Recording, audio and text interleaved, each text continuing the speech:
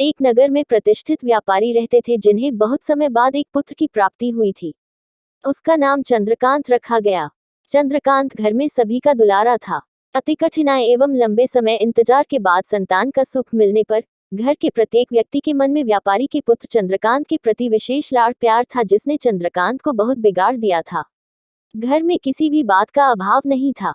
चंद्रकांत की मांग से पहले ही उसकी सभी इच्छाएं पूरी कर दी जाती थी।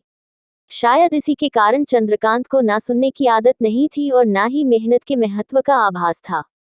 चंद्रकांत ने जीवन में कभी अभाव नहीं देखा था, इसलिए उसका नजरिया जीवन के प्रति बहुत अलग था और वही व्यापारी ने कड़ी मेहनत से अपना व्यापार बनाया था। ढलती उम्र के साथ व्यापारी को अपने कारोबार के प्रति चिंता होने लगी थी। व्यापारी को चंद्रकांत के व्यवहार से प्रत्यक्ष था कि उसके पुत्र को मेहनत के फल का महत्व नहीं पता। उसे आभास हो चुका था कि उसके लाड प्यार ने चंद्रकांत को जीवन की वास्तविकता और जीवन में मेहनत के महत्व से बहुत दूर कर दिया है। गहन चिंतन के बाद व्यापारी ने निश्चय किया कि वो चंद्रकांत को मेहनत के फल का महत्व स्वयं सिखाएगा, चाहे उसके लिए उसे कठोर ही क्यों न बनना पड़े। व्यापारी ने चंद्रकांत को अपने पास बुलाया और बहुत ही तीखे स्वर में उससे बात की। चंद्रकांत, मेरे पास आओ। तुम्हारा मेरे परिवार में कोई अस्तित्व नहीं है। तुमने मेरे कारोबार में मेरी कोई योगदान नहीं दिया, इसलिए मैं चाहता हूं कि तुम अपनी मेहनत से धन कमाओ, तभी तुम्हें तुम्हारी धन के अनुसार 2 वक्त का खाना दिया जाए। सुनकर चंद्रकांत को ज्यादा कोई फर्क नहीं पड़ा। उसने उसे क्षण भर का गुस्सा समझ लिया, लेकिन व्यापारी ने भी ठान रखी थी। उसने घर के सभी सदस्यों को आदेश दिया कि कोई चंद्रकांत की मदद नहीं करेगा और न ही उसे बिना धन के भोजन दिया जाएगा। चंद्रकांत से सभी बहुत प्यार करते थे, जिसका उसने बहुत फायदा उठाया। वो रोज किसी न किसी के पास जाकर धन मांग लाता और अपने पिता को दे देता, और व्यापारी उसे उन पैसों को कुएं में फेंकने का बोलता, जिसे चंद्रकांत बिना किसी अड़चन के फेंक आता और उसे रोज भोजन मिल जाता। ऐसा कई दिनों तक चलता रहा, लेकिन अब घर के लोगों को रोज रोज धन देना भारी पड़ने लगा। सभी उससे अपनी कन्नी काटने लगे, जिस कारण चंद्रकांत को मिलने वाला धन कम होने लगा और उस धन के हिसाब से उसका भोजन भी कम होने लगा। एक दिन चंद्रकांत को किसी ने धन नहीं दिया और उसे अपनी भूख को शांत करने के लिए गांव में जाकर कार्य करना पड़ा। उस दिन वो बहुत देर से थका हारा व्यापारी के पास पहुंचा और धन देकर भोजन मांगा।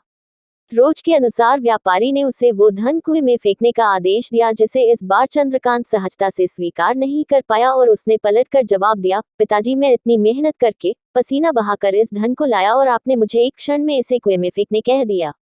ये सुनकर व्यापारी समझ गया कि आज चंद्रकांत को मेहनत के फल का महत्व समझ आ गया है। व्यापारी भली भांति जानता था कि उसके परिवार वाले चंद्रकांत की मदद कर रहे हैं, तभी चंद्रकांत इतनी आसानी से धन कुएं में डाल आता था। लेकिन उसे पता था, एक न एक दिन सभी परिवारजन चंद्रकांत से कन्नी काट लेंगे। उस दिन चंद्रकांत के पास कोई विकल्प शेष नहीं होगा। व्यापारी ने चंद्रकांत को गले लगा लिया और अपना सारा कारोबार उसे सौंप दिया। आज के समय में उच्च वर्ग के परिवारों की संतानों को मेहनत के फल का महत्व पता नहीं होता, और ऐसे में ये दायित्व उनके माता पिता का होता है कि वो अपने बच्चों को जीवन की वास्तविकता से अवगत कराए। लक्ष्मी उसी घर में आती है जहां उसका सम्मान होता है। मेहनत ही एक ऐसा हथियार है जो मनुष्य को किसी भी परिस्थिति से बाहर ला सकता है।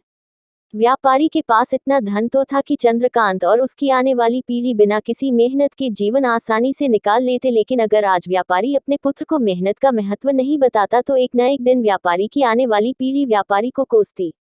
ऐसी ही अन्य प्रेरणादायक हिंदी कहानी के लिए @fi.music6000 को यूट्यूब चैनल सब्सक्राइब करें।